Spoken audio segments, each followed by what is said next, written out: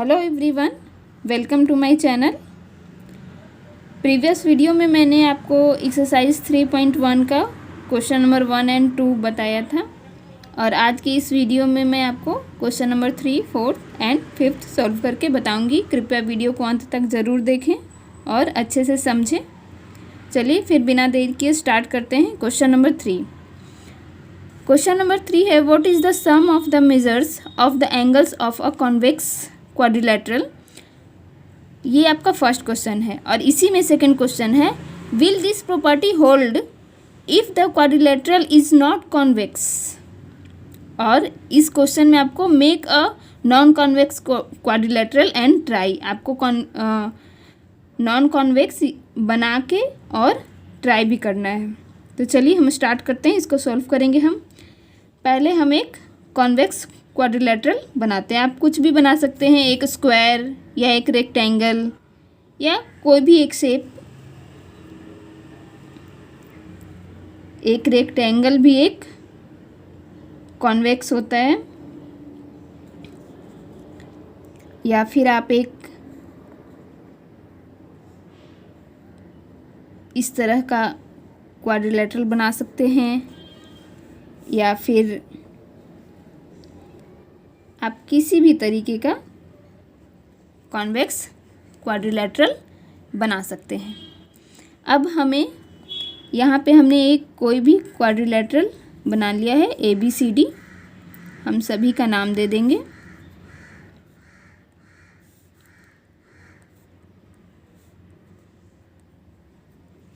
अब हम यहाँ पे डायगोनल बनाएंगे, यानी कि ये जो भी हमने क्वाड्रिलेटरल बनाया है इसको ट्रायंगल में डिवाइड करेंगे।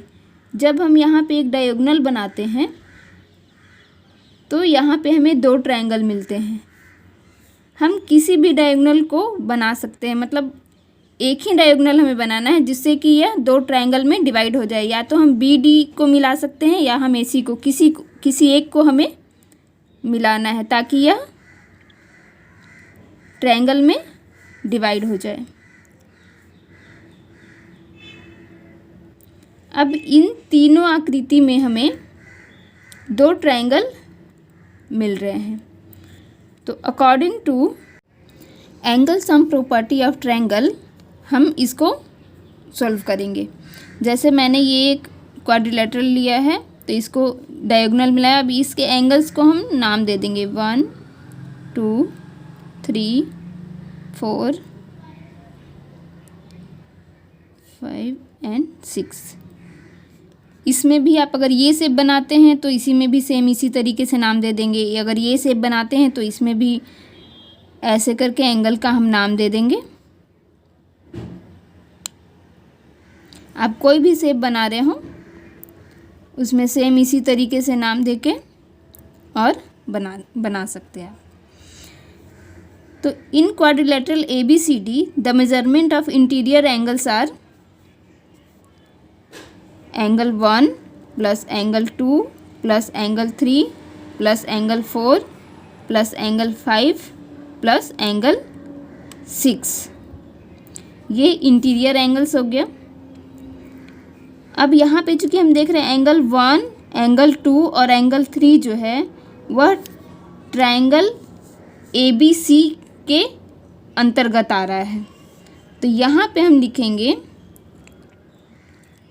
According to angle sum property of triangle.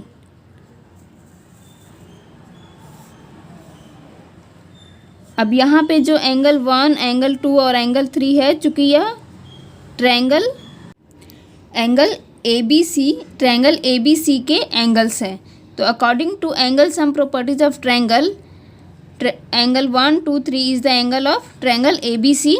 तो angle 1, 2, 3 is equal to 180 degree plus angle 4, 5 and 6 are the interior angles of triangle ACD। तो according to angle sum property of triangle ये भी 180 degree हो जाएगा। It means 360 degree जो है किसी भी क्वाड्रिलेटरल का जो इंटीरियर एंगल होगा वह 360 डिग्री होगा। ये हमारा जो फर्स्ट क्वेश्चन था, what is the sum of the measurement of the angle of a convex quadrilateral, ये हमारा फर्स्ट क्वेश्चन का आंसर हो गया। सेकेंड क्वेश्चन इसी में है, will this property hold if the quadrilateral is not convex.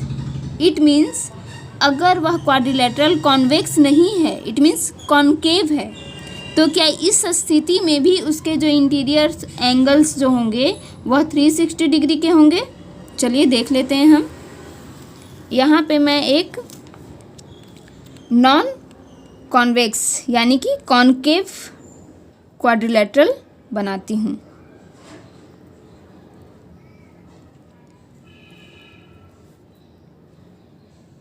चलिए, ये एक नॉन कॉन्वेक्स क्वाड्रिलेटरल हो गया। इसका हम नाम दे देते हैं ABCD। अब यहाँ पे हम डायगोनल बनाएंगे। ये हमने D और B को मिला दिया है, तो यहाँ पे हमें दो ट्रायंगल मिल गए, triangle ABD and triangle BCD।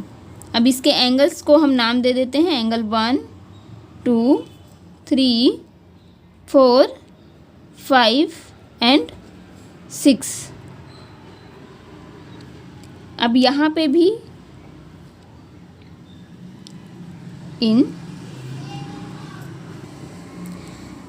in quadrilateral ABCD the measurement of interior angles are angle 1 plus angle 2 plus angle 3 plus angle 4 plus angle 5 and plus angle 6।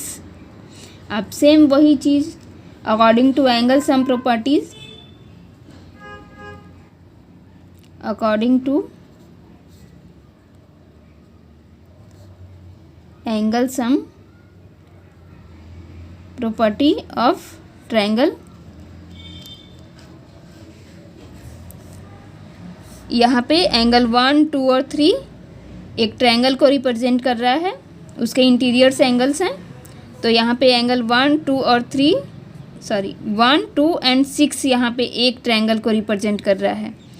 तो हम 1 2 और 6 को अगर आप चाहें तो एक साथ कर दीजिए, angle 1 plus angle 2 plus angle 6, और इसे हम एक साथ कर देंगे, plus angle 3 plus angle 4 and angle 5। ये 3 4 5 एक ट्रायंगल को रिप्रेजेंट कर रहे हैं और ये 1 2 एंड 6 एक ट्रायंगल को। तो यहाँ पे angle 1 plus angle 2 plus angle 3 is equal to 180 degree, और एंगल 3 प्लस एंगल 4 और plus angle 5 is equal to again 180 degree, total 360 degree. यहाँ पे भी हमने देखा कि अगर कोई क्वाड्रिलेटरल जो है वह अगर नॉन कॉन्वेक्स हो तो भी सेम आंसर आएगा। ये क्वेश्चन हमने फिनिश कर लिया। आई होप आपको समझ में आया हो। चलिए नेक्स्ट क्वेश्चन नंबर 4 है, एग्जामिन द टेबल। यहाँ पे एक टेबल बनाया हुआ है आपको, जहाँ पे कि जो फिगर ड्रॉ किया हुआ है उसको ट्रायंगल में डिवाइड किया हुआ है, और यहाँ पे एंगल सम दिया हुआ है। इसके अकॉर्डिंग आपको टेबल को ध्यानपूर्वक देखना है, इसके अनुसार कंक्लूज़न निकाल के और फिर क्वेश्चन को सॉल्व करना है। तो यहाँ हम डायरेक्ट टेबल पे आते हैं। यहाँ पे एक ट्रायंगल बना हुआ है और इसका एंगल सम है 180 डिग्री, और यहाँ पे एक क्वाड्रिलेटरल बना हुआ है जहाँ पे कि 4 साइड्स हैं। तो यहाँ पे 2 × 180 किया हुआ है, यानी यहाँ पे 2 ट्रायंगल बन रहे हैं, तो 2 × 180 डिग्री। और यहाँ पे पेंटागन है, यानी कि यहाँ पे 3 ट्रायंगल बन रहे हैं, तो 3 × 180 डिग्री। यहाँ पे हेक्सागन है, 6 साइड्स हैं इसके, तो यहाँ पे 4 ट्रायंगल बन रहे हैं, तो 4 × 180 डिग्री। अब यहाँ पे कंक्लूज़न इस तरीके से निकलेगा कि यहाँ पे 3 साइड्स हैं, तो 3 - 2 × 180 हम कर सकते हैं, यानी 1 × 180, यानी फाइनल रिजल्ट हमारा 180 आएगा। यहाँ पे 2 × 180 आ रहा है, यानी कि यहाँ पे चूँकि 4 साइड्स हैं, 4 में से अगर हम 2 को माइनस करते हैं तो हमारा रिजल्ट 2 आएगा। तो 2 इंटू 180। यहाँ पे साइड्स 5 हैं, तो 5 में से अगर हम 2 को माइनस करेंगे तो 3 इंटू 2 180 आएगा ही आएगा।